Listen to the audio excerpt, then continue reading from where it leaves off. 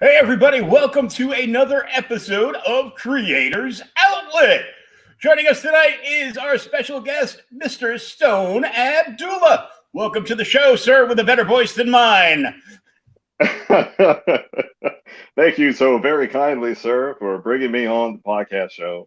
And you know what? Every day I would just roll out of bed and I have this voice. I'm like, what the hell am I going to do with it? And then I keep going because the existentialism just never stops. Not at all. Thank you for bringing me on. It's a pleasure. Well, thanks for coming on. And of course, we're part of the NSC Roadshow podcast tour.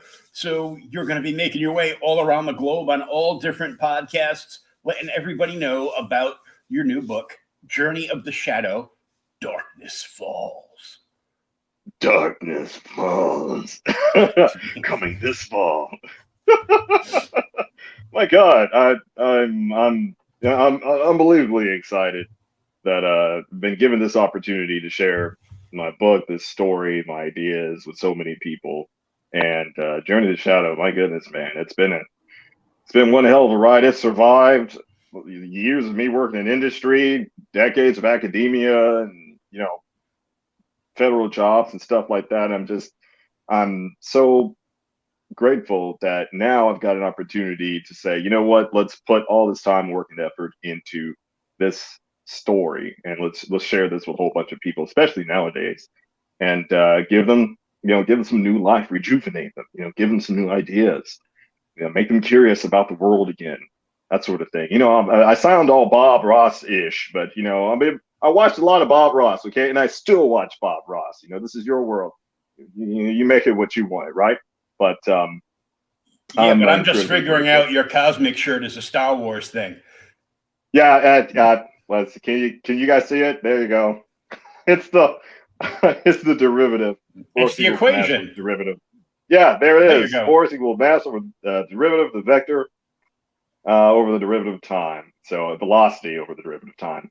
Force. May the force be with you. So, hey. Okay. I'll take the later part of that because I have no idea what the hell you just said. So. I went to college too, but I'm pretty sure I majored in alcoholism. So, but stick with what you're good at. Yes. Yeah, that's what I'm talking. There you go, brother. You got to wear that. You got to wear that belt. You got to get that bronze medal. I think they let me graduate just to get me out of the buildings. I'm glad you're here. I'm glad you're here to share your life and your experience with us, my friend. And again, thank you for having me on this show.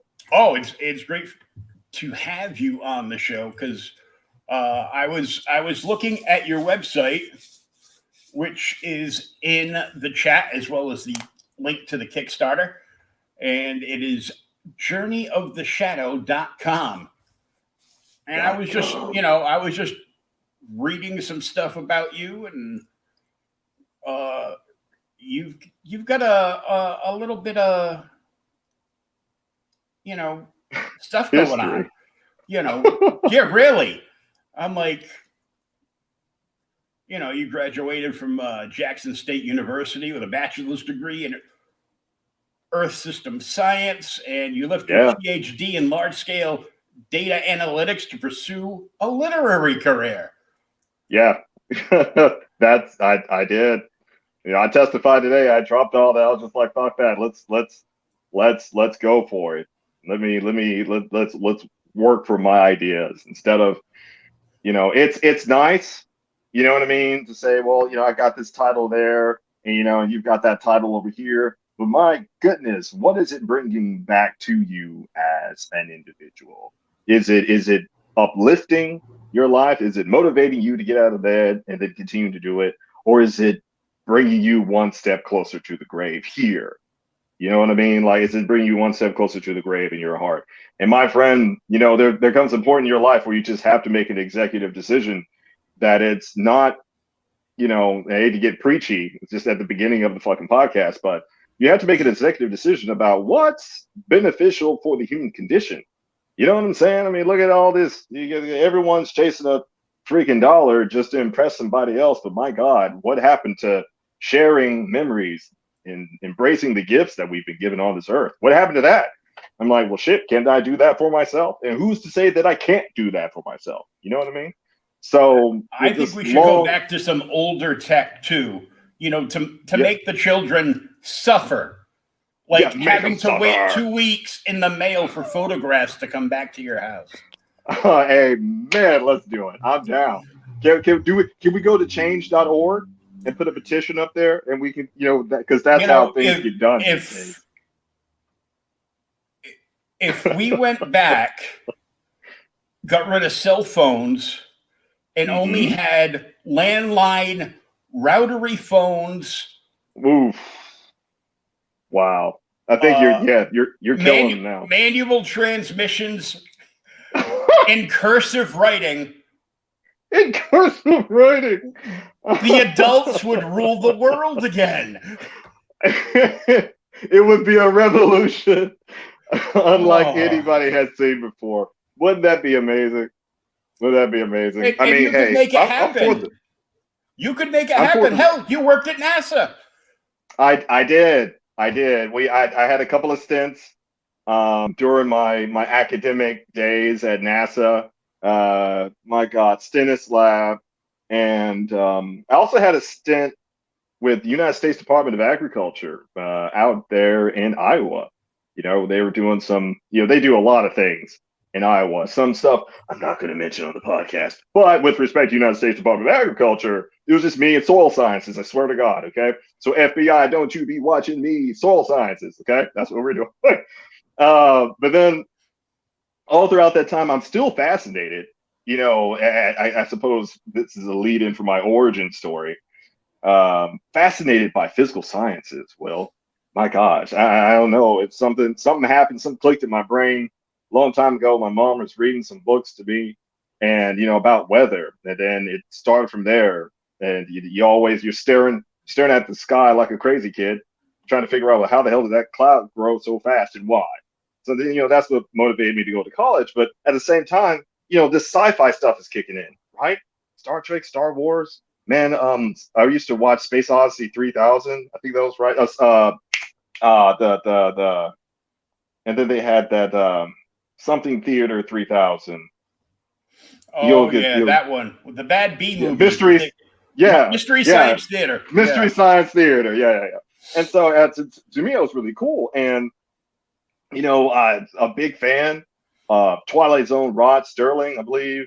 His form of storytelling, the old school Outer Limits, Alfred Hitchcock, my goodness, I was all about it. All of this is transpiring as my interest in science was building. And at some point after, I discovered anime, okay, somebody, down the line, they're going to hear about it or they'll see some show. And a lot of the classics, if you guys can see here, there's a poster, 1992 from Pioneer, rest in peace, Pioneer. That's a show called Tenchi Muyo. And if you can see my computer screen, that's my original character. Her name's Goddess Evelyn. But the Wall Scroll, that's one of the animes that I've watched alongside Outlaw Star, my God, Gundam Wing, Cowboy Bebop, you name it. So a lot of the old Dirty classics. Care. So yeah, yes, Lupin the Third. Who else? Ranma One Half, Hunter X Hunter. We can keep Ninja going down the line. Scroll. Ninja Scroll, Fist of the North Star, Akira. Thundercats. So yes, all of those was just. I'm like, man, and suddenly, somewhere down the line, there was an interest that intersected and said, what if I could combine what I'm learning about all this, real world stuff in school and whatever, and what if I tried to make my own sci-fi story? Bang! That thought happened somewhere in the year 2000.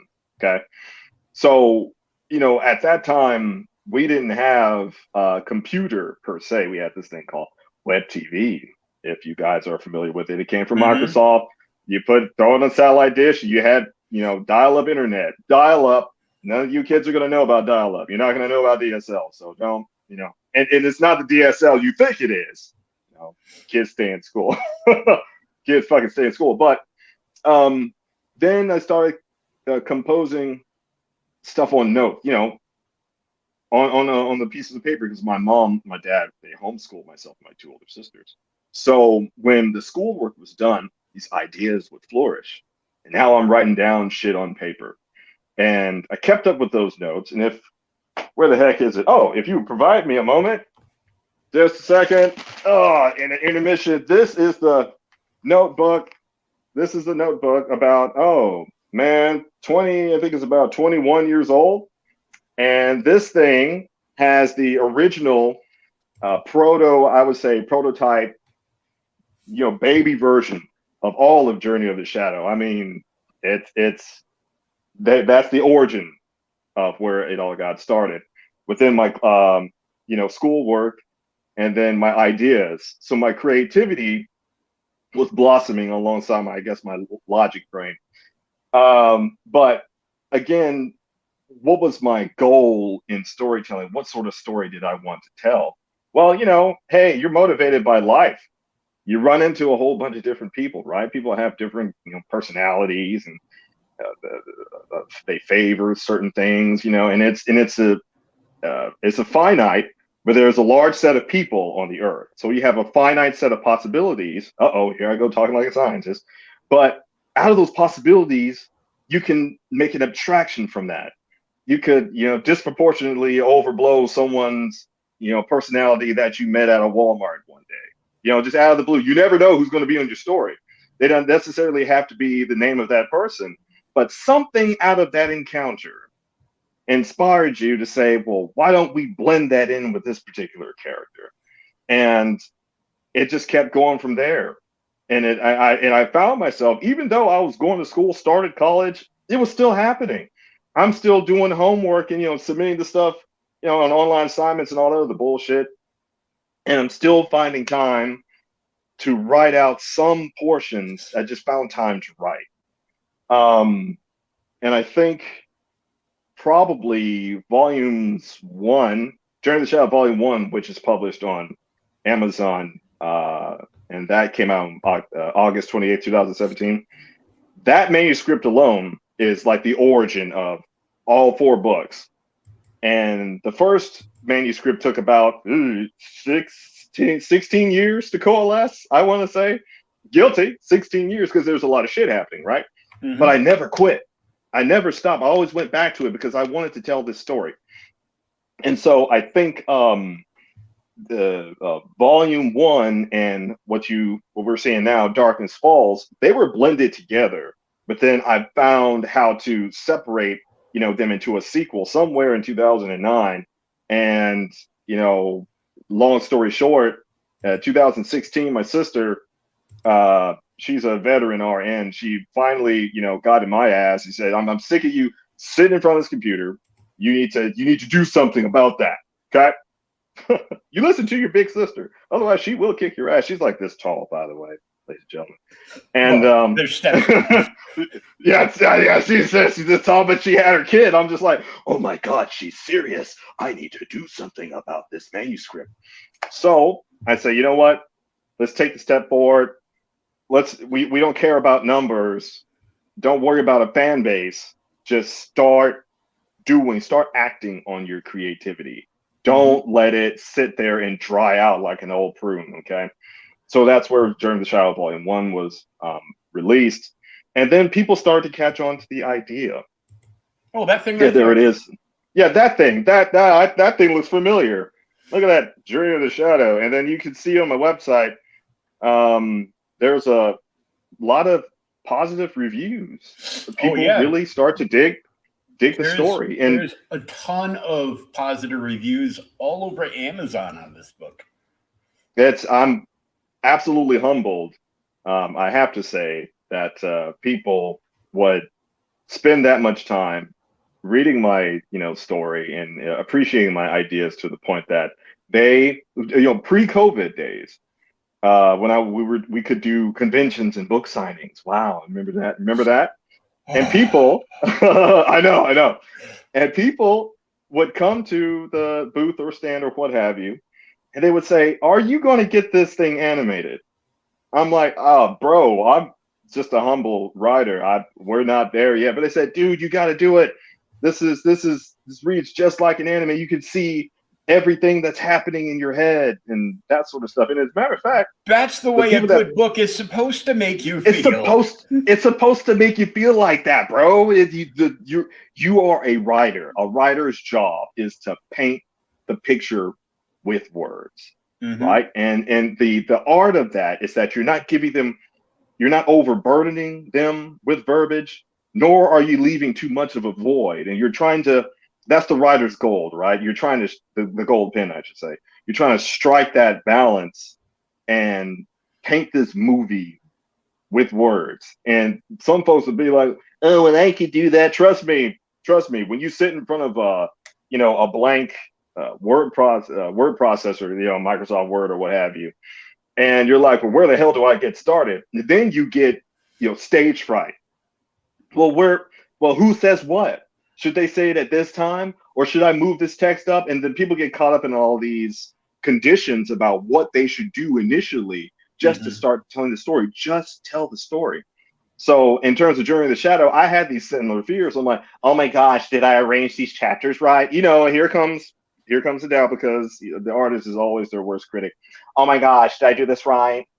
Everyone's going to hate it. What if they don't like this chapter when I put it in this position? Never got any of that feedback at all. And as a matter of fact, the type line and copy line editors for Amazon specifically told me, they said, "We've never read anything like this." I'm like, "Excuse me." I asked again. I'm like, "What? Well, what do you mean? You guys' job is to, edit. You look at sci-fi stuff, okay? And these are the editors for these particular genres, right? Fantasy, sci-fi, wherever the hell Amazon put me in." And they're coming to me like, we've never read anything like this before. They said, "This is unique." I'm like, "Oh." And I got those emails, and I was sitting in the coffee shop. Remember sitting in the coffee shop? Oh yeah. And I got those emails in a coffee shop, and I first, of course, it's humbling, but second, you had to tell yourself, "Oh man, I think we're onto something here. Well, let's keep going." And that it starts to pour water on the fires of doubt so much. You know what I mean? And so I said, okay, well, if that's the case, let's go ahead and take it a step further. Come whatever may, we got something good here. And I said, okay, well, let's open up some socials. Let's do some social media. Now, for me personally, being a scientist, you have some sort of natural introversion going on, and like you don't want to do a whole lot of social media bullshit, and you've heard all the worst stories. But what I found out was the antithesis. Sure, all that existed, but when I started to make Journey of the Shadow more public, then the response I received earlier started to multiply. Now people are starting to talk about it. And I just said to myself, oh shit, am I ready for this? You think to yourself, oh, now you have human beings who are genuinely interested in this story, in the characters, and which I'll get into in just a minute. But I suppose for this topic, I'm talking about how people have been responding to Journey to Shadow Volume 1. And my reception of it was, well, thank you. What else do you say? Because it's like no one owes you any sort of compliment just because you did a particular thing. Let's be honest. But when you put yourself out there, as I've seen time and again, people have DM'd me over the years. Remember, I released this in 2017. And I think I opened my Instagram in 17 and then a second one in 19 or something like that. But people continuously came to me and said, dude,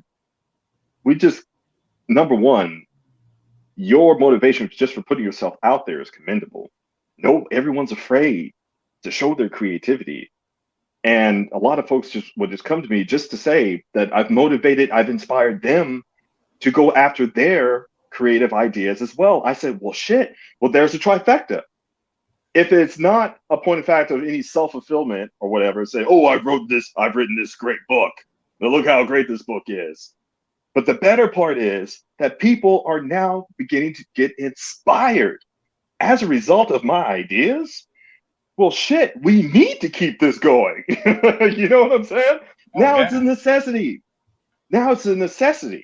Now you're driven by that underlying cause that not only, okay, yes, you have a talent for writing something, and sure, you have some ability to communicate that with other people, but the larger component is that people are getting inspired. And my goodness, growing up, when I started with Journey of the Shadow, with this thing, I was like, I wonder if I could inspire other individuals.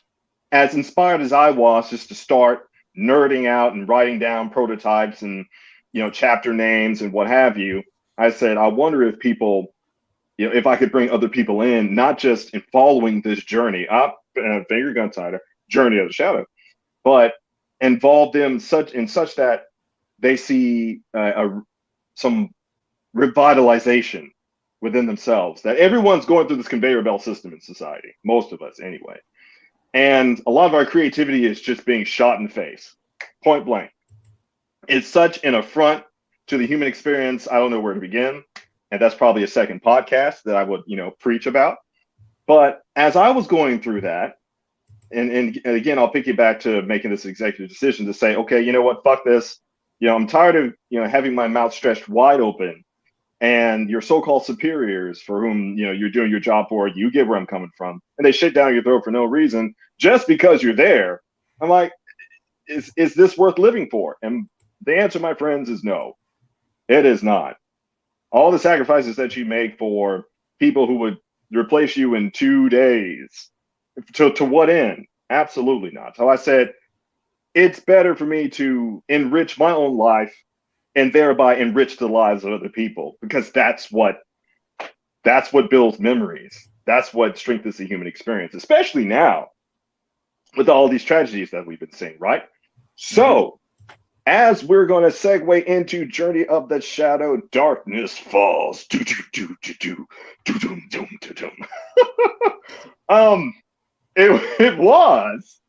It was called Volume 2, okay?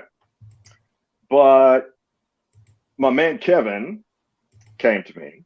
He was like, this is too good just to have a number associated as a sequel.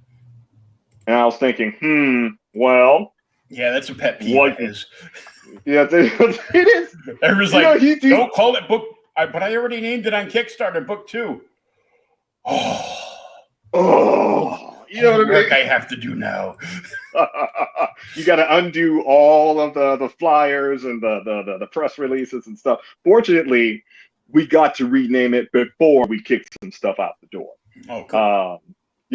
So it saves him some time and some, but I heard his ire about, the numbers and that sort of thing. But I saw the value in what he was saying, that Darkness Falls is an overarching branch of this segment within the 4-book series. Mm-hmm. And just for the folks listening at home, and no spoilers, it's the Journey of the Shadow is the story of our boy, our hero, 19-year-old Commander Sumisu, the supernatural warrior of the Sanzai clan in modern-day Japan. And they call him the human anomaly. He's still on the fight to stop the resurrection of an ancient evil from resurfacing on Earth, all right? Now, in the midst of all this, he's got his buddy from high school who just so happens to have a hidden power that 2 extraterrestrial civilizations have been looking for 800 years. That's his high school buddy, Shujin Iwata. And at the same time, you got several, here it comes, you got several extra smoking, freaking hot, scintillating extraterrestrial ladies that are in conflict of affection with Sumisu and Shujin. But they have powers. It's an anime. Somewhere along the line, you're going to find out where the trope is going to lean in, right? Mm-hmm. But what I wanted to do, and this is my segue into Darkness Falls, and specifically speaking on the character development. What I didn't want to do was cut, copy, and paste. Okay, listen, guys, I've seen fan fictions before. I was 13 before, 34 now. I've seen how, you have cut, copy, and paste, and I see what people try to do in terms of like fandoms and stuff like that. Listen, if you're trying to make something unique, you don't saturate yourself into ubiquity. That inverse relationship doesn't make sense in your head, because suddenly now everything that spews out of your own creativity is likely not going to be your own. So that's some free advice, kids. So as I was thinking about character development, I said, okay, we could do some frameworks, all right, about setting, cool. We could do some frameworks in terms of structure or personality types, cool.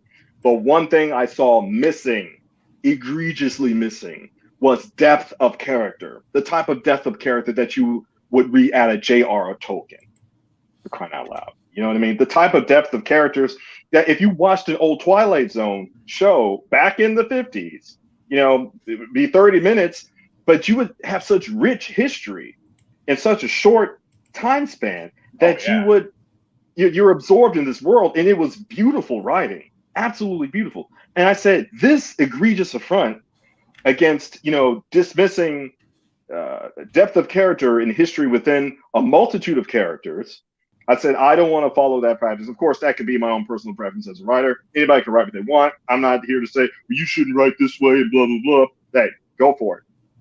But for what I am saying is what was missing, in my observation, was depth of characters in continuity, and you're not just throwing characters out there just to die on the next page.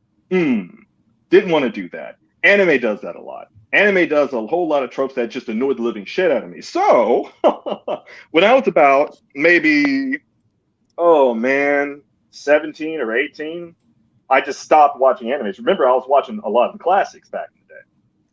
And so I was about 17, maybe 18. I was about 18 years old. I just stopped watching it altogether because a lot of shows just got on my nerves. I'm just like, we're not done with this plot arc yet. Why are we still milking this? Okay, that's a lot of verbiage. And then I just kept seeing it show after show after show. And I won't name any names, all right, out of respect. Star Blazer. I will still sit down and watch that show from start to finish. Yeah, amen. I would still watch it because how much substance, that's a key word, substance that it gives you. But again, that wasn't a path I wanted to take. So I asked myself, could I write an array of characters who, if you took any one of them, you could write a novel about them, not a pamphlet, not a short novel, not a novella or whatever they want to call it. You could take any one character and write a whole ass 96,000 word novel about them.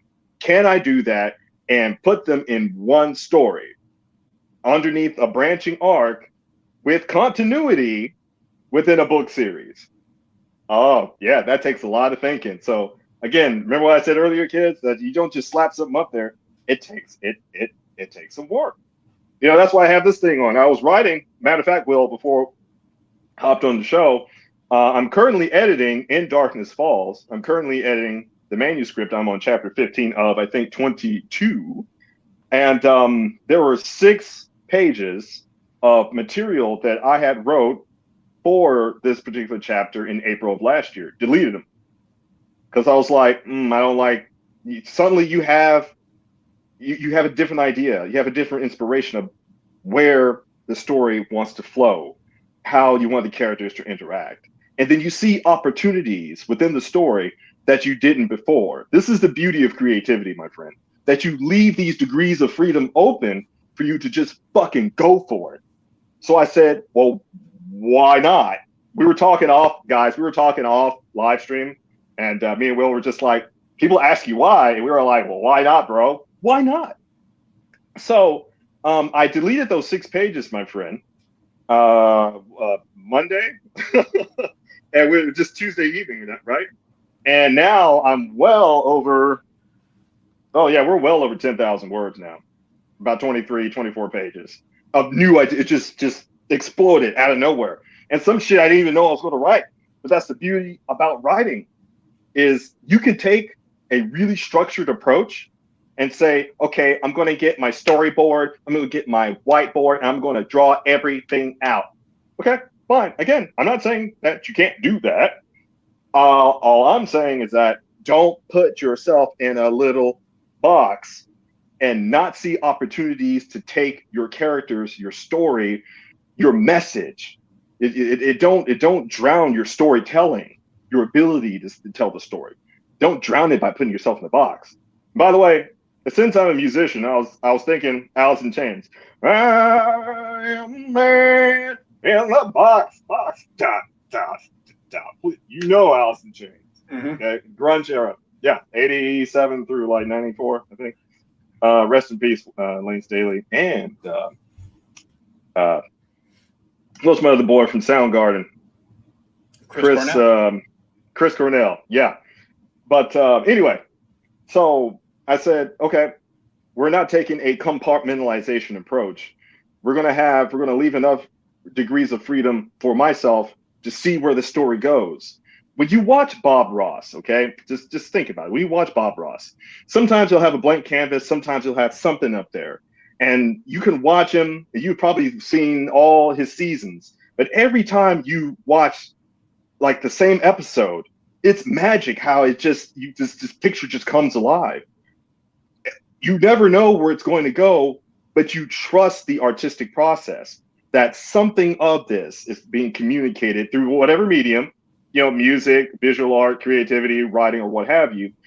Trusting that artistic process will leave you more opportunities for ideas than doing the antithesis, which is, acting like you're going to walk into work, okay, and it's a Thursday morning, 8:35, there's a board meeting, and you open up your laptop and there's an Excel spreadsheet and everyone's trying to get all the headers right. That's not fun. That's work. For God's sake, this is creativity. We're doing this because we want to give joy to other people, right? I'm not trying to make you work for it. If I wanted to make you work for something, I would write an academic paper. You know what I mean? Which I do. I'm a published author, by the way.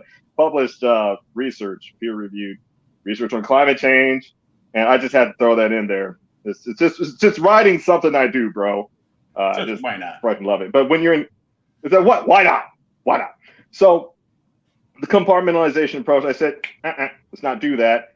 And the beauty of it, of leaving those degrees of freedom open, like I was mentioning earlier, is how the title shifted from volume 2 to Darkness Falls.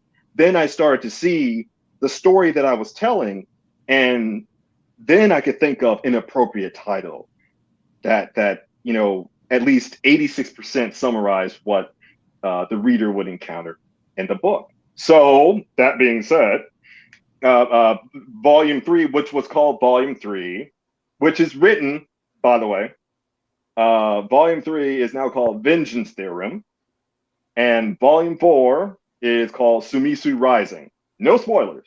No spoilers. But just letting the audience titles. know. Yeah, these are just titles. Okay. So expect these books later on. And if you won't miss too much, I would say, if you jump straight into Darkness Falls. But I would highly recommend that you read Volume 1 because it's just you're gonna have so much fun just getting absorbed into the world, and then get into Volume 1 and then get into Darkness Falls. But yeah, the character development. I didn't want to take a short route, a cheap route.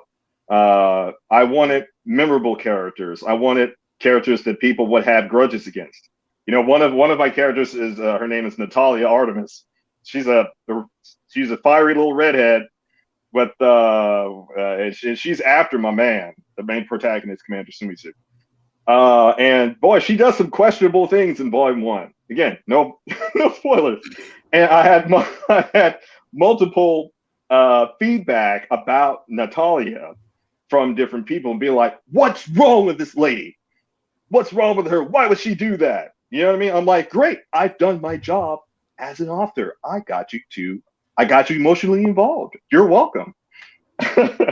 But I love getting that response, and that lets me know that I'm crafting something authentic. I'm crafting something genuine that someone could take a look at, and they set the book aside, and they're just like, damn it, I can't believe that happened. Yeah, that's my job, bro.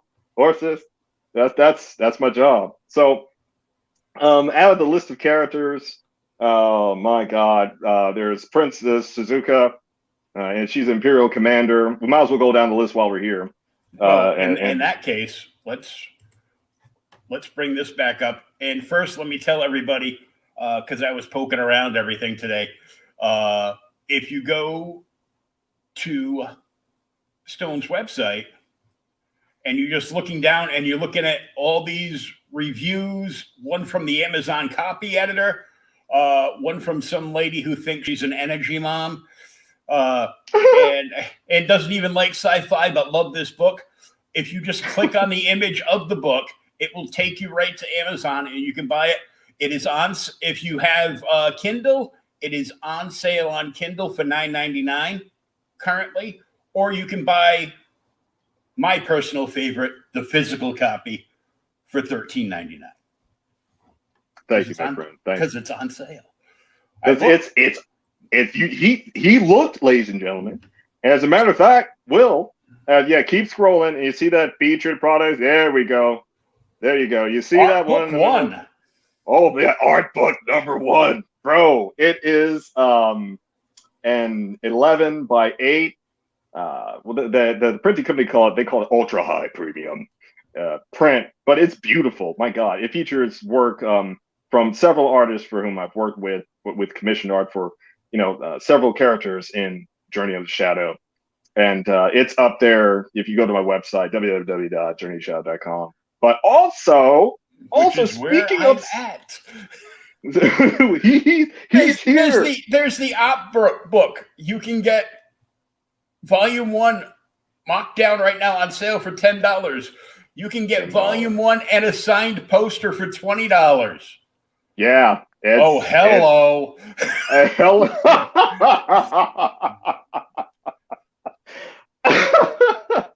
Just go. When you go to the website, you go to the featured products, you're going to see the ladies of Journey of the Shadow.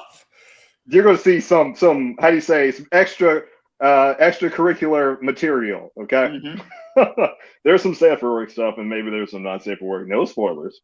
But now there's a section on the website, as you see here, meet the characters. I got so bold to say, well, you know what? All these characters have been living in my head for like 2 decades. But for someone who's never heard of the story or whatever, what's an old way that we used to do back when you bought magazines, okay? And back when video games used to have like booklets, instructions for you to read, right? Back then, you had these character profiles, much like in Metal Gear Solid 1 for the PlayStation 1. This is 1998 exoticness, guys. Then dude, you saw I just found a stack of like this high of PlayStation 1 instruction booklets. I was like, would Send somebody them give me like, $1 for these so I don't have to throw just them out? so just keep them and let's talk about that after the show. Okay. Okay. But I was of course one of my inspirations in writing and developing Journey to the Shadow itself was Hideo Kojima's Metal Gear Solid. Mhm. And so I said, you know what? In the booklet, I remember reading it. I said, man, wouldn't it be really fucking cool if my characters were presented in some like a character profile card? And there you go. In the section on my website, meet the characters. You get like height, their name, their race, and there's a nice little catchphrase to it. That's something you can remember them by. And so you'll see Commander Sumisu, Shuji Niwato, Shadow Maiden. No spoilers. I will not tell you her official name on this podcast. You will have to purchase Journey of the Shadow Darkness Falls when it comes out at the successful completion of the Kickstarter. But anyway, Goddess Evelyn, Goddess Rosaria, Princess Suzuka Devonia, she's the Imperial Commander of the entire fucking military on the planet of Devonia. Arlette Salvatierra, I call her Best Girl, but you'll read the story and find out why I call her Best Girl. Tetiana Ordovician, she's a badass. Gun wielding, she's a go-getter. She gives no fucks. And I'll tell you what's interesting about Tetiana is that a lot of her personality was inspired by, drumroll please, Limp Bizkit. Limp Bizkit. Hell, listen, not just Limp Bizkit, specifically Significant Other, okay? Not $3 bill, because I was late to that party, but somewhere in 98, okay? Rolling. What? Rolling. That was from Chocolate Starfish and the hot dog flavored water, by the way. But somewhere in 1998, I caught on to to new metal. I caught on to the Biscuit, Korn, Deftones, huge Deftones fan. As a matter of fact, if you look here, my friend, this is the Steph Carpenter LTD ESP SC608B. This is a baritone 8-string. So that's 8 strings on this bad girl. And this is his signature guitar with multi-voice pickup coils. There's a lot of music talk going on right now. But, such a fan of Deftones. She's pretty. I named her Nosebleed. Because you touch my guitar and your nose gonna bleed. That if you touch my guitar, your nose gonna bleed, you blimey cheeky bastard. Well, there we go. So, with that being said, Journey of the Shadow itself has a lot of music influences, right? Remember when I said I stopped watching anime around I was like, 17, 18 years old? Well, what was my, what was like an underlying source of inspiration? Well, shit, it was music. My music career was taking off around that time. So, big blues fan, but so much into metal, especially like, what's this genre? There's so many genres. But anyway, bands like Killswitch Engage, Bullet for My Valentine, my God, Slipknot. It just kept going on down the list. And Meshuggah, the Yiddish name that means manic, madman or something. Those crazy guys out of Sweden, for whom some of those band members I know personally. But a lot of music underlying. Breaking Benjamin, my God. It just keeps on going down the line. Punk rock bands, a lot of 80s punk, 90s punk. All of that I would have in my head. Sometimes when I come back from work, throw that shit on, and then just sit there and just write out a scene based upon what the emotion of the song was talking about, what the meaning of it was. And so a lot of my so-called music inspiration is, comfortably nestled between it's nestled between like late 80s with synthwave, okay, all right, and I love some 80s pop. Don't get me wrong. I will have Aha take on me on repeat all day long. Don't test me with some 80s pop, okay? Depeche Mode, Duran Duran, stop it. The Cure, I can keep on going down the line. So there's all these music influences, right, that go into scene construction. What sort of emotion are you trying to convey? what emotion are you conveying from that particular character? And every character has a different personality trait. So then you would probably throw on a particular album that's representative of that character, like Tatiana and Limp Bizkit. Each and every time. Matter of fact, short story, on my Journey of the Shadow page, the artwork that I have for Tatiana, Mercenary Tatiana, I posted it on my Instagram story, Journey of the Shadow. It's at Journey of the Shadow. And I tagged Fred Durst. And when I tagged Fred Durst, I had a little, flavor text, and I said that, they were a huge influence in her development. And guess what? Oh, Fred Durst, he loved my post. I was like, that's awesome. So it's like, it's a little, how do you say, ode to how inspiration works in multi-dimensions, right? It's not that, oh, I listen to all these bands, I want to play just like this band. Well, I listened to this band and it made me want to write. Or I was writing something and it made me want to play this particular riff. Creativity inspires for creativity. Art inspires art, is my point. And my God, I'm long-winded. But my point is that through the primordial stages of Journey of the Shadow, man, a lot of heavy music influences. And I will say especially Deftones, and particularly Deftones, I think their fifth record, 1, 2, 3, 4, 5, Saturday Night Wrist. Hold on. Adrenaline, Round the Fur, White Pony, self-titled, and then fifth album, Saturday Night Wrist. Saturday Night Wrist from Deftones has such a dark theme behind it, but there are some elements of beauty that's hidden underneath that darkness. And man, particularly for this book in the series, it beautifully coalesces. So it's almost like wine pairing with some particular food or something. If you were going to read Darkness Falls, I highly recommend that you play Deftones Saturday Night Wrist, and you will understand, why the hell I wrote some things the way I did. But in a nutshell, all of the books from the first to the fourth are heavily inspired, from auditory creativity and from some visual aspects. But again, it's not that some people, they come to me and say, oh, is it just like an anime? I say, well, no, it's not. It's not just like. There are some similarities. I said, but the uniqueness in it is what you wouldn't expect. And to this day, my friend Will, I don't know how to just explicitly describe what Journey of the Shadow is, because I can't say, oh, it's just like this book, or it's just like that. It's Journey of the Shadow. Sometimes someone asks, what's Harry Potter? Someone says, well, that's Harry Potter, and they act offended. Like, you don't know what Harry Potter is? Harry Potter is great. It's the best thing ever, right?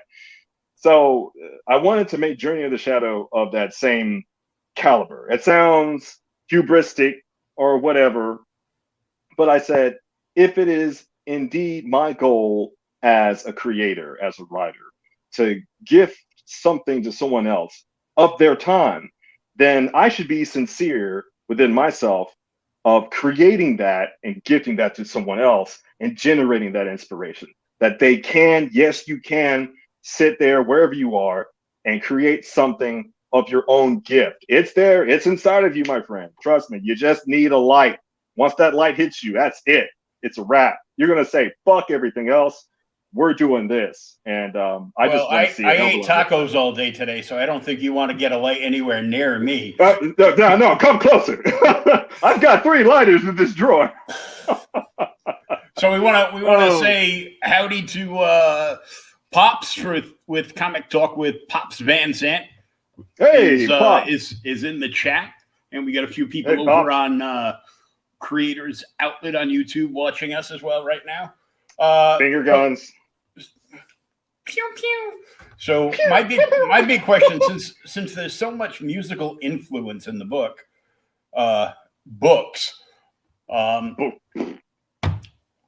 who gets Rickrolled? I can't say. Okay. I can't say. It's got to happen though, right? I think somewhere around, chapter 17 in book 4, Although it won't be, it might not be called book 4 because we have actual titles. Because we have actual titles, but hey, you know what? I can, this is what they told me to say in the government because I used to work DoD for a few years. They're like, yeah, you have to say, I can neither confirm nor deny. So I can neither confirm nor deny if they get rickrolled in chapter. Oh, that just smells like bullshit right there. Doesn't it smell like bullshit? Oh, I love it. I love it. Just wait for it. It's going to be beautiful. And that's another thing about Journey to the Shadow. There's so many references, pop culture references. There are so many puns, dad jokes, meme references. It's drowning in a lot of comedic elements that you would see naturally come from the characters that you would expect it. And then you get an understanding of how someone from outer fucking space would, how would they take these kinds of jokes, right? How would they react to it? And that sort of, gosh, there's so much dialogue driven stuff. Did I mention Quentin Tarantino as being an inspiration? My God, you watch, where do I start? I was about to say Trailer Park Boys, but that's not the one. Well, Dusk Before Dawn. Let's go there. Mm-hmm. Not Warehouse Boys, but gosh, the one where they're all in suits and that one. I know the one. Mr. Pink, Mr. White, Mr. Black. Reservoir Dogs.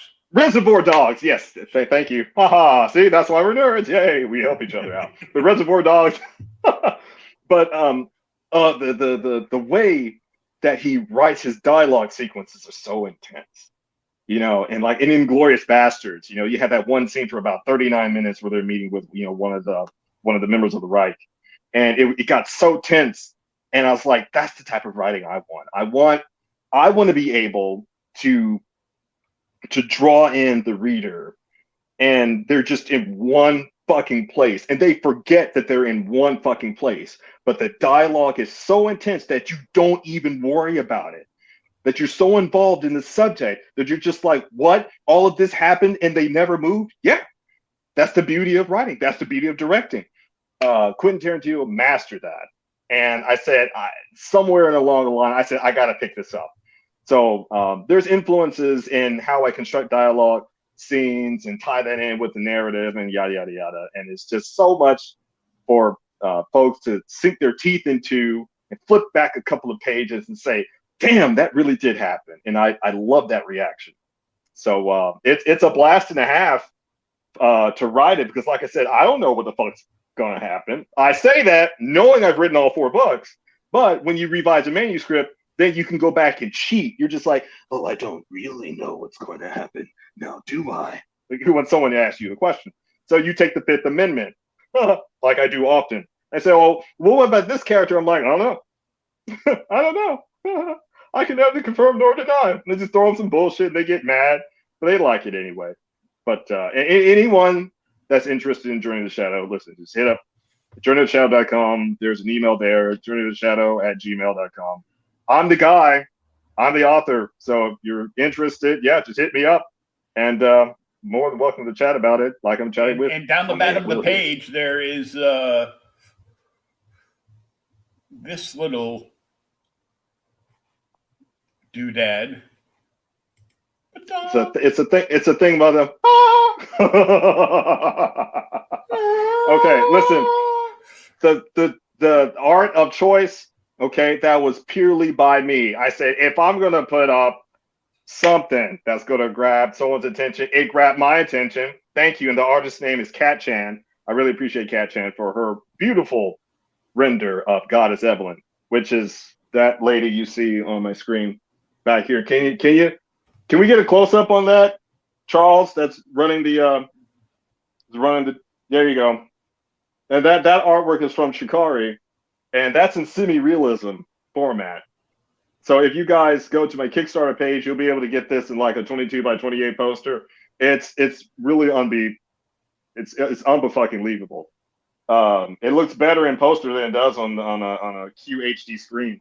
It's ridiculous. And now this is to say, kids at home, no, I don't participate in extracurricular activities while the artwork is present. Okay, I'm too busy writing. And that's a bullshit statement if you've ever heard it. But yeah, guys, if you go to my Kickstarter, you'll find semi-realism versions of Goddess Evelyn, Shadow Maiden, Goddess Rosaria, Arlette Salvatore, aka Best Girl. And again, and there's going to be a new character added to the Kickstarter. I'm not going to say who it is, but she has blue skin. And she's a badass gun-wielding lady. And I'm not going to say her name. But pretty soon. No, I gotta. Hey, look at that. Look at that. Oh, look, I know. She's freaking gorgeous. There's lots of blue skin. Yeah, this lots of blue skin there. Ooh, holy smokes! When you read the book, you're like, oh yeah, she's a gun toting. I go, where? Oh, them. Okay. Oh, those. Oh, that's what you're talking about. Gotcha. Now we're on the same page. Thank you so very much, Tiger. Pew pew. Like, Shadow Maiden, is that because she casts a shadow when she's standing over you? I don't know. Was she standing over you? Hey, you know, you never know. She's huge in so many respects. I don't know why. And I'll say this, no spoilers, but for the Shadow Maiden herself, it took me about 4 years to be satisfied with her character construction, if I would say, personality, all these attributes, et cetera. But it took me about 4 years to just be happy within myself to say, out of all these other characters that I've developed, this lady is going to be just breathtaking in so many dimensions. But it's got to be beyond that, because my style is you're going to be captured by their personality, by what they favor, what they dislike, their histories, what brought them to that. You know what I mean? So the Shadow Maiden, again, you're going to learn her name in Darkness Falls. Don't worry about it. But she is, I would say, one of those characters close to my heart, because she went through a whole lot of evolutions before she came to some solidification. And as you can see, if you look at the characters, it says title, Mother of Power, and you see Goddess Evelyn, title, Mother of Souls, and Goddess Rosaria, Mother of Knowledge. That should give you some hint about some sort of relationship, right? It's no spoiler, but it gives you, a direct indication about her role within the story. But how that plays out, you got to read it, buddy. You just got to read it. Okay, every time I talk about the story, I get so fucking excited. But I want that to happen because I want you guys to be excited, because I've been living with this shit for over 20 years, right? And some you might say that, well, does that make you a little bit schizophrenic? No. It's not that you would sit at the computer at 2:00 in the morning and, try to act out some scene between multiple characters to see how it flows. No, that's never happened. Lies. It's always happened. But listen, it's just like acting or method acting, right? Everybody, you get into character here. Sometimes you get into character, you might not do it right, okay? But that's not the point. It's almost like voice acting. In voice acting, you have to be in front of the mic and just let it go. Get into that character, like Steve Blum, the voice actor for so many guys, including Spike Spiegel of Cowboy Bebop. He was telling an audience one day, he said, voice acting, reservations and shyness and all this other type of stuff behind the mic, you can't have that when you're voice acting. You're letting loose that character from inside of you. So instead of, a camera placed on you, your voice is projected into that animation, wherever that may be, whether it be a video game or what have you.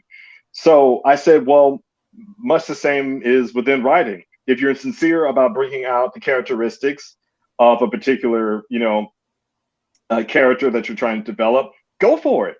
The only person that's going to laugh at you is yourself. That's it. Unless you're out in the middle of the field, okay, and then you just want to, I would say you can still go for it. Again, I wouldn't do that personally, but I like to have some space where I'm able to do that and test it, try it, ride it out, and maybe I'll chew on it for like 16 hours or longer, because the creative process has an undetermined amount of time. So give yourself that freedom. But then when you come back to it, you're going to be even more inspired, right? And that's going to help you to become a better creator, whatever the hell you're going to do. This is not just with respect to writing, but whatever you're going to create.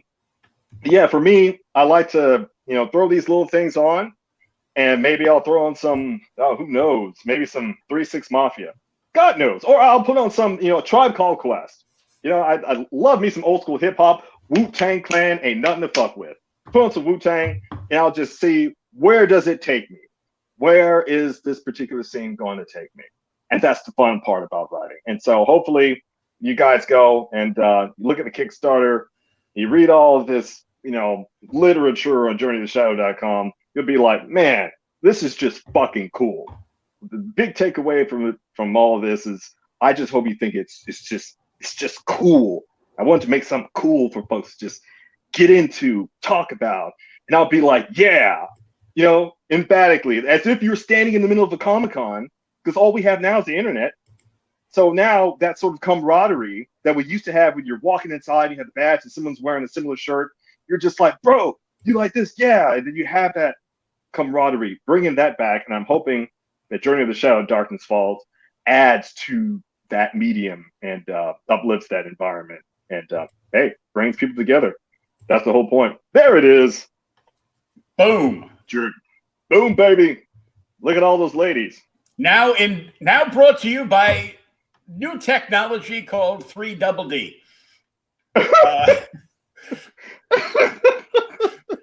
See, I still got it. Oh yeah, you never lost. I'm the Ralph Malfa podcast. Lucky you. This is the reason why they wanted to get you out of alcohol college. So you've got it, my friend. You've made it. You succeeded. This is the Kickstarter for Darkness Falls. Of course, this just says this is me writing the sequel. But as you can see, there's the goddesses of the Novum. It's no mystery that they're sisters. You just don't know the Shadow Maiden's name.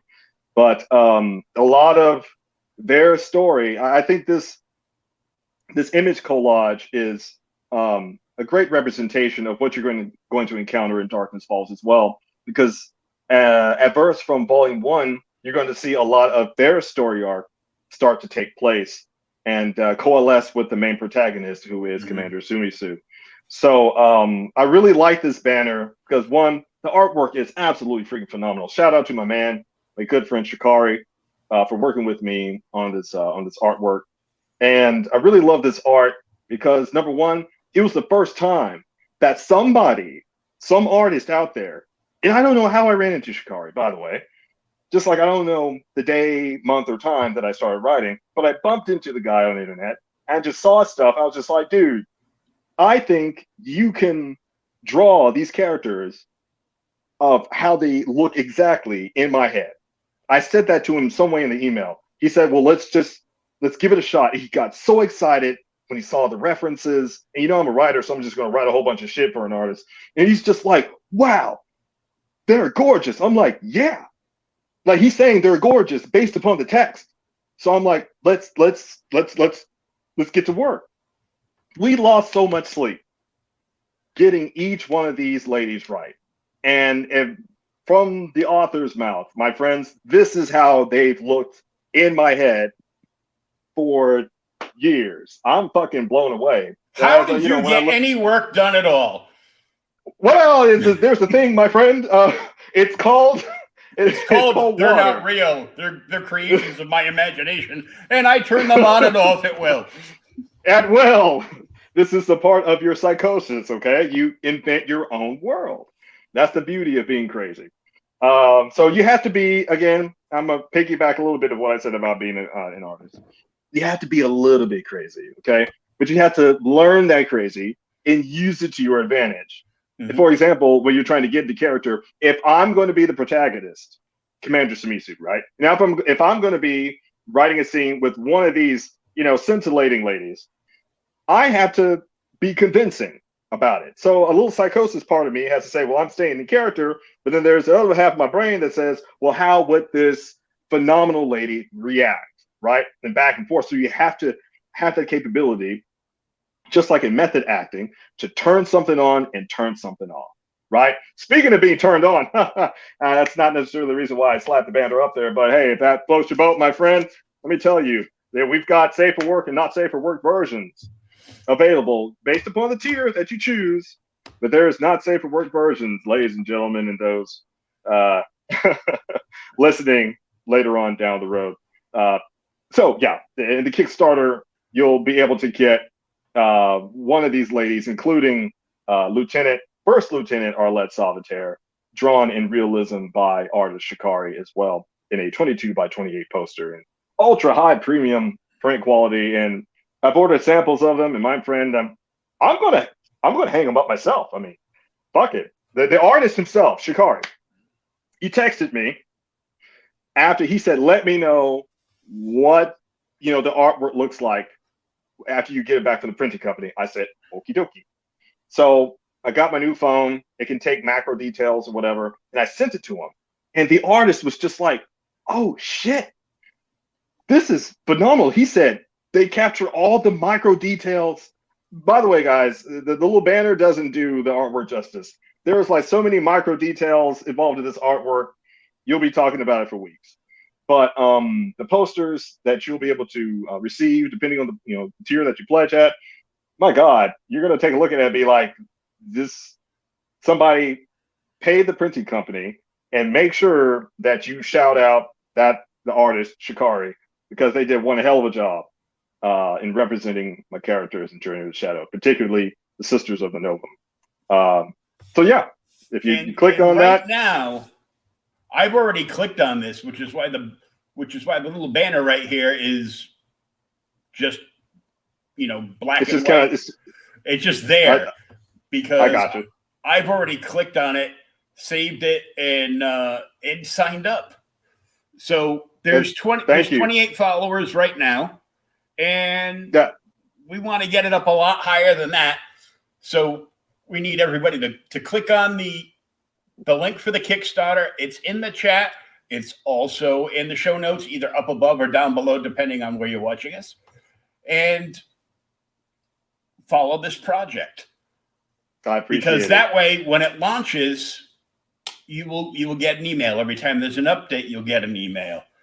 That's right. And when stretch goals get added, this gets added, other announcements gets added, you'll be able to follow the entire process the whole way through.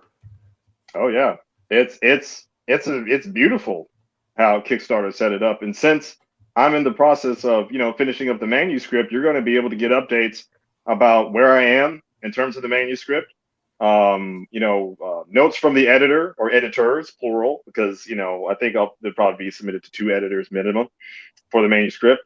But you also get updates about like Will was saying, stretch goals, additional items, and no spoilers. We may see some more artwork done by other artists, with their representation of some characters. So as the campaign is launched, keep an eye on your emails, because there's a lot of goodies that will come on later as add-ons. So I appreciate your support so very kindly, and being interested in Journey of the Shadow Darkness Falls, and being interested in the story, being absorbed in the universe, and just wanting to be a part of it, man. It's that brings me a heck of a lot more joy than solving a system of equations. Or you ever do triple integration in college? It's not fun. Never do that in your life, okay? Never do that. Well, I did, but I couldn't remember their names if you offered me money or something. But I'll be like, I've got $20. Tell me what this integration symbol means. I don't know. You know what I mean? So, no, not that. You said triple integration. I thought you were talking about the triplets from New Hampshire. Oh, no. Oh, okay, never mind. No, we're far from that, Will. But anyway, folks, I appreciate your support in the meantime. And this literally is my life's work, as you probably deduced from the conversation. It started, like I said, sometime in 2000, and I just, my mom, God rest her soul, she told me, don't quit. She said, don't quit with it. I just said, yes, ma'am. So I said, you know what? if she saw the value in everything that I did, but she witnessed that I never stopped Journey of the Shadow. I said, well, damn it, just in the memory of my mom alone, I'm just going to keep on doing Journey of the Shadow because she wanted me to do it. But she knew better than I did about the value that I was giving to other folks. So rest in peace, Mom. I hope you hope you're proud of me, my dear. But Darkness Falls is, I think, one of the. I'm loving the direction that it's taking. Counter to Volume 1, you get a feel for how Volume 1 flows. Of course, it's like an intro novel. It's the shortest novel of all four. And I think the longest one is the fourth one so far. But you'll get a feel for Darkness Falls, how it flows, how, elements and themes are the same. You'll get into the continuity, should you sign up for the tier to get both Volumes 1, Darkness Falls, both of which are going to be signed, by the way. But then you'll get this explosion of history, of this richness, of depth. And that's what I'm discovering with my own characters. Sometimes folks will probably have the attitude that, oh, they know everything about this world. The writer, they know everything about this world. They know everything about this character, what their potential is, what they're going to do next, or how they'll react. And the answer is no. And that's the fun part. I don't want to know everything about this character because it's worth the exploration. You are a Lois and Clark of artistic expression, my friend. And you want to discover a new pathway that shows, an outcrop of unimaginable beauty. You want to be the Lois and Clark that discovers that stream that has, gold just sitting there on the riverbed. You see how I'm building this? You want that for yourself, right? And so I would say that once you get Darkness Falls, to be equally as excited for the next two books, because I'm going to be revising them as well. And of course they're going to tie into what you've already read, but the direction that they'll go, I can't tell you, but I can say this for sure: it's going to be really fucking exciting, and I can't wait. Oh, but while we're on this show,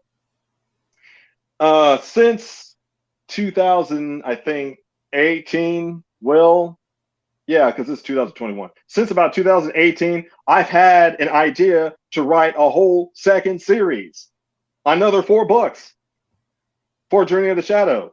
But we got to get through with this one. So I'm kind of impatient with myself in writing because I really want to get to the second series. And I really think people are just going to dig it. But we got to get to this first 4. Not disappointed. It's going to be awesome. But I've got an idea for a second series. So if you guys think that Darkness Falls and the other 2 books after this is going to be the end of Journey of the Shadow, absolutely not.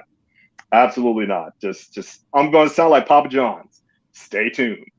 Well, I got to tell you, when you first brought up your notebook that you wrote it, started writing the initial concepts of these stories in, I just wanted to yell out, "Is that a trapper keeper?"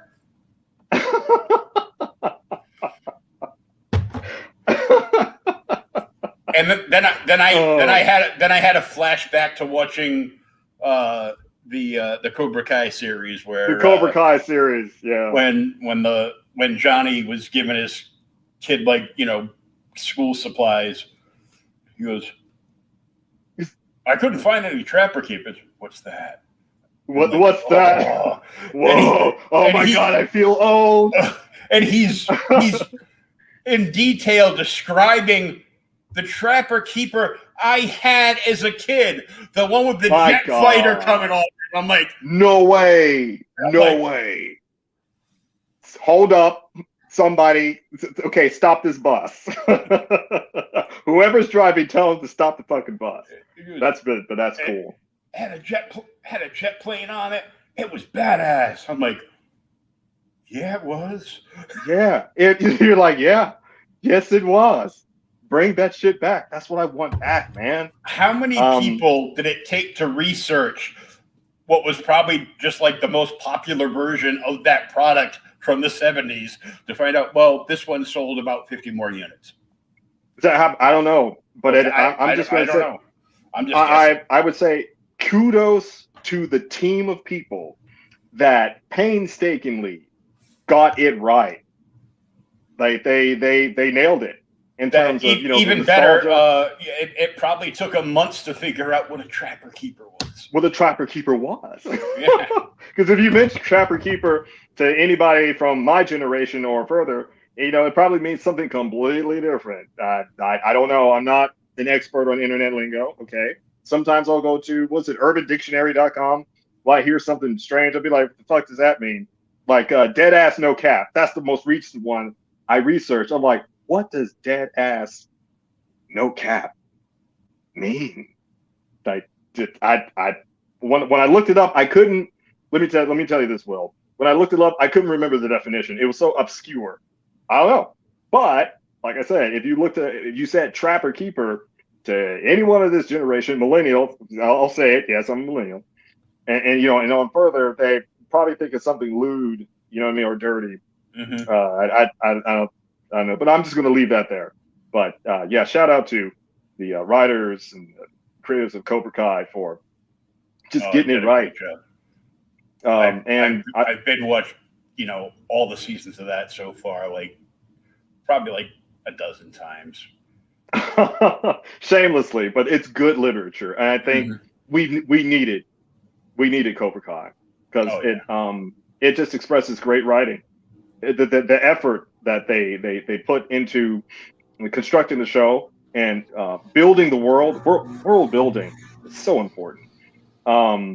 But I just want to say kudos to them because part of, I would say, the rewards, going back to the Kickstarter, part of the rewards that you're going to receive are a lot of physical rewards, and most of them are going to be posters. Coming from I would say a little bit late in my generation, where we still had movies like Jurassic Park, come out, and you had posters. You had movie posters littering your wall. We had, Terminator 2 Judgment Day posters. Whatever happened to that? That you were laying in your bed and you had that poster laying up on your ceiling, tacked to your ceiling. You're just like, man, that movie is so fucking cool. And every time you got home from school and you just walked into your room, you saw your room was littered with all these posters of musicians, Van Halen, Rest in Peace, or Kiss or something. That sort of involvement, you know what I mean? That's the sort of reward system that I designed in Journey of the Shadow to get folks absorbed, to get them involved and keep them involved in exploring Journey of the Shadow and wanting to know more. Months, years after they've read the literature, and they just want to, you just want to know more about it, and that's what made those movies and those times memorable.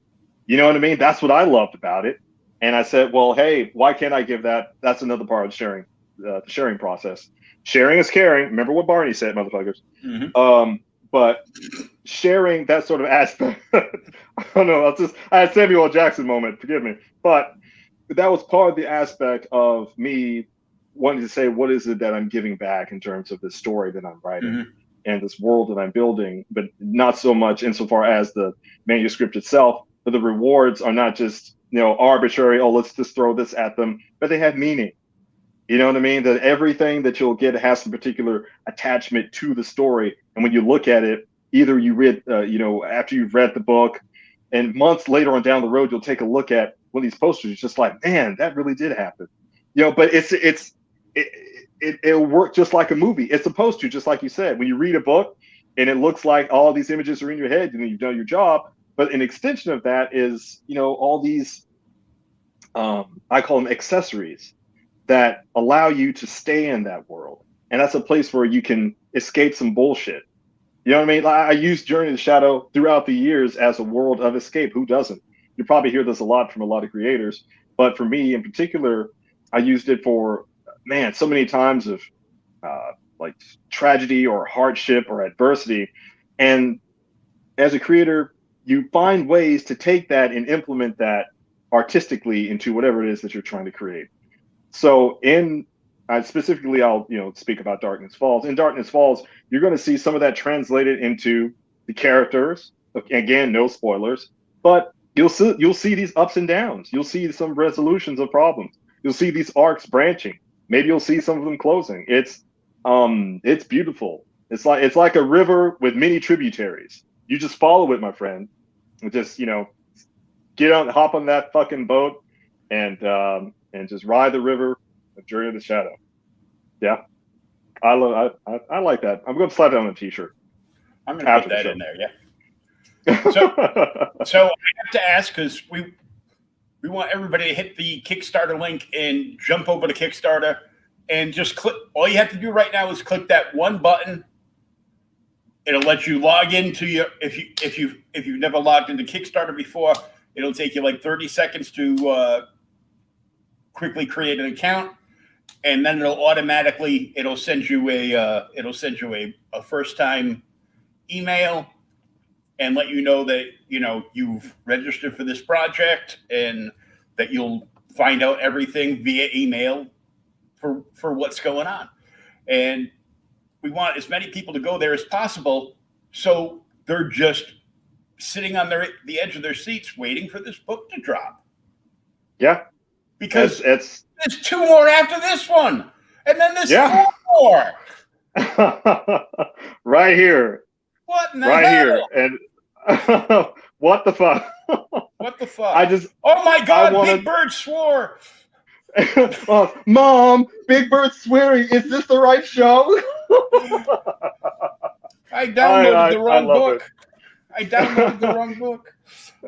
Mom, I got to refund you $10. But yeah, guys, just hit notify me, and it's a short sign up process. And once the project launches, it'll be launching soon. I think March the 1st, if I'm not mistaken. Yep. You'll get all the notifications, and I can't wait, man. This is the first endeavor that I've taken in terms of hosting Journey of the Shadow on Kickstarter. So I'm awful excited. I know there's everyone has their doubts about it, just like I had my doubts about even starting to write it. Right. Now, here I am 20-something odd years later. I'm just like, you know what? Let's fucking go for it. I think people will love it. I think people will attach to the story. Probably their own little cult. I may have a cult following and not know it, okay? But if maybe from all on Amazon, I'm pretty sure you do. Well, thank you. We love cults, don't we? Star Trek. Star Trek Next Generation. The Cult of Q. Oh, we know about those guys way too much now, don't we? Mm-hmm. Yeah, man, the Kickstarter is launching soon. I'm awful excited about it, and I appreciate everyone's support. And there's, like I said, there's different tiers for everybody, and it's gonna just be magic when I get the book in my hand. I'll be like, wow, I'm just gonna post like it's your child. It's your brainchild, literally, right? Mm-hmm. It's something that was just birthed of your own thoughts. How crazy is that, man? That you birth something out of your own thoughts of hundreds of thousands of words, and you're going to share that with someone else and replicate an experience that you created, and sharing that with multiple people in the absence of STDs, my friend. Okay. Just because it's COVID doesn't mean you can contract super gonorrhea. All right. This is a message from the ad. It's just saying. All right. Now, that's Kickstarter. I can't wait to get that book in my hand. It'll probably be undescribable because, when I first got volume 1 and they give you the what they call the test manuscript or whatever, the test booklet, and I was just like, wow, we did it. And giving that moment to other people, you can't put a price on that. No, so I would say after all that hard work, and then you get your special like first edition in your hand of your own work. It's remarkable. So I want other people to have that. So like I said, thanks again. And if you want to know, we've been saying it through the whole show. If you want to know more information, journeyoftheshadow.com. You can look at my socials. It's Journey of the Shadow everywhere, and on Instagram and Facebook. And if you want to try it before you buy it type thing, the first chapter of Darkness Falls is available for free. You can go to my website, or you can, once the Kickstarter launches, you can download it there. Then you can read the first chapter for absolutely free. And it's pretty kick-ass because no spoilers, but there's a lot of ass kicking in there, and it's beautiful. I love it. And I love the ladies. I love the ladies of Journey of the Shadow. They're just so fucking special. Bow chicky wow wow. Bow chicka wow wow. Hey, let's take a look at that trailer one more time. Okay.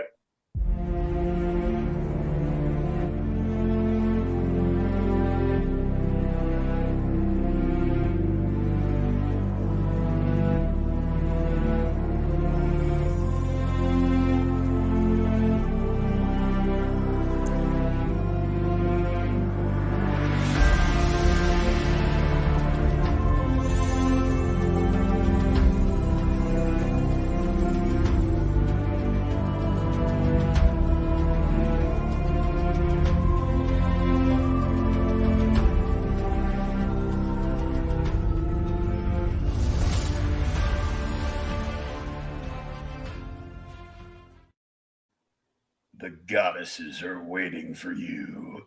Oh, no, they sure are. All three of them, buddy. Oh, my God. It's beautiful. I love that too. For coming on and chit-chatting away with us tonight and getting into this project, which sounds amazing. And after, stalking your website all day, looking at art, research.